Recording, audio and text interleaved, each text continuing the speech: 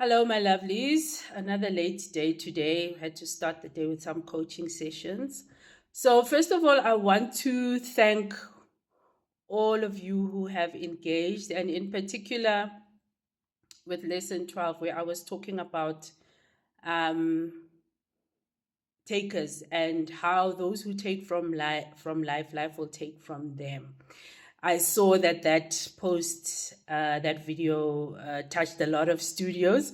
So today's video is going to be a little bit of a response to that and also just a follow up to that as a lesson as well. I had something else in mind, but I've decided to push that out so that I can address that one. So yes, I had quite a few comments about people, be saying that, uh, sometimes giving a lot can leave you aggrieved. People take advantage of you, and you can't be the one to be giving, and never receiving. Yes, and I understand that because that happens a lot in life, right? So what I want to say is that it's important to keep perspective when we're talking about giving and receiving because life is a life of duality. It's about yin and yang, light and dark, good and evil. So even in giving and receiving, we have to keep the perspective of retaining balance. Okay, so you can't be the one who's over giving, and also you can't be the one who is constantly taking. That creates imbalance. And to that point, as a giver, and I consider myself a giver, I'm a very generous person. But what happens is when you are very generous is that people tend to take advantage of you. They take advantage of your kindness. And I'm very clear around kindness versus niceness. Because I also used to be a people pleaser, and I learned very quickly is that if you are overly nice and overly giving, people want to use you, and they want to take advantage of you. And that happened to me. But I'm also happy in that, by my early 20s, I had learned that, okay, this thing of kind of over giving and overextending myself is not working out for me. It caused very deep pain and a lot of loss and hurt at that point. But I was able to recover from that and stand up from that and take a different way, in terms of protecting myself. So when we look at giving, it's around giving from an overflowing cup. Yeah. I know I said that from what you have, you need to give from what you have, not what you don't have. So when you give, that's also a law. You have to give from an overflowing cup, not even a full cup. Because if you give from a full cup, eventually that cup is going to be half, it's going to be empty, and you will have nothing for yourself.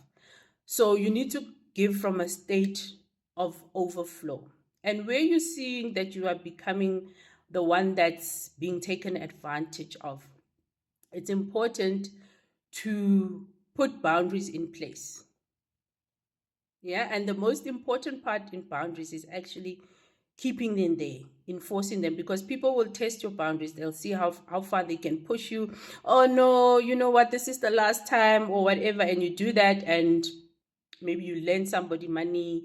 I mean, you've borrowed them some money, and they don't give your money back. Okay, lend, borrowed, yeah, I forget, whatever. English. So it's important to put your boundaries in place so that people don't take advantage of you. Be clear what they are, communicate them, but they're not always going to be well received. So be prepared also to have a response of no. Dare to say no to people sometimes, because when you say no, that's going to help you separate from the wheat from the chaff. Now you're going to see the people who actually respect you versus those that disrespect you. Now you're going to see those who actually honor you when you are giving, or versus those who who dishonor you when you say you cannot, or you are not in a position to help them, right? And there are three things that happen to you correctly when you do this in the right way. So I think of myself when I was in my late 20s. I had just bought my first townhouse. I was 29. And where I stayed, there was a bus stop and a taxi stop. And one of the mornings, I came out with my car, driving, and it was raining. And as I was driving out, I noticed that there was this guy standing in the rain. And I think I can even remember that time because I was already late for work. But it was around about 8:30, somewhere there, 9 o'clock. And as I was driving out, I was very late. I just thought to myself, in this area, you know what? If you've missed the 8:30, you're not gonna see transport for another hour or two. And I decided to stop and ask him, and I said, look, do you need a lift? Because you look like you're going somewhere, but it's also raining. And then he said to me, okay, yes, I am. I was actually waiting for the next bus. I'm actually running late for an interview. So I said, look, you're not going to get transport here for another, hour or two. I mean, it's in the suburbs. You don't really have like taxis just roaming around looking for customers. Like there's a peak time, and non-peak times it's very quiet. And I asked him, okay, where are you going? And he said, Gold Reef City. So I said, look, that's the opposite direction to where I'm going, but I can take you there and then circle back to work coming from there. And I mean, in that moment, already in my mind, I was questioning what I was doing because it was like, I'm already late for work. I'm a junior manager. I'm also going to be in trouble. But something in my heart just said, look, help this guy out, you can afford to go past Gold Reef City, the route, the back routes to get there quickly. And the fact that he said he was already late for an interview, that's what moved my heart to help him. And I drove him, dropped him off at the gate, and I went my merry way to work as late as I was. And I think the three things is that when you are helping somebody from the right place, you will have love, you will have the presence of joy, you will have the presence of peace.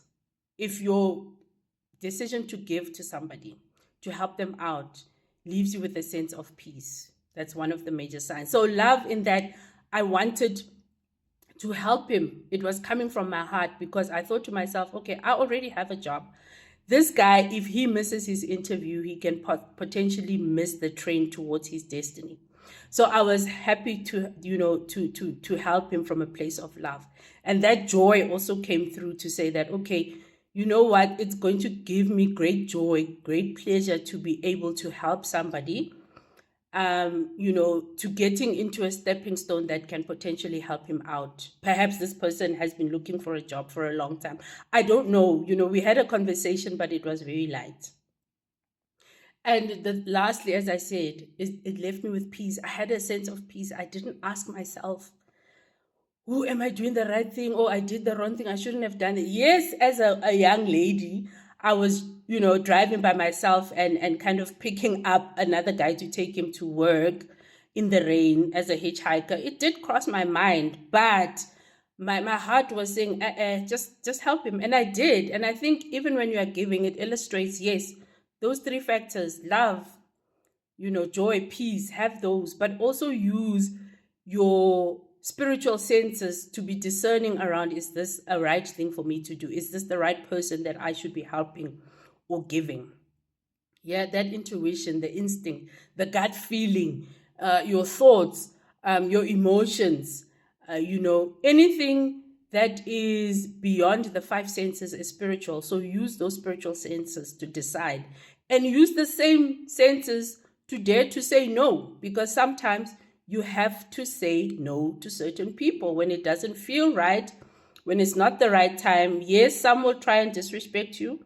Use your boundaries. And again, what I do is that, okay, if they start being different in those instances when I say no, I'm not able to give, then that's my sign to say, okay, this person is really out of alignment with me. And you can also already use that as a judge of character.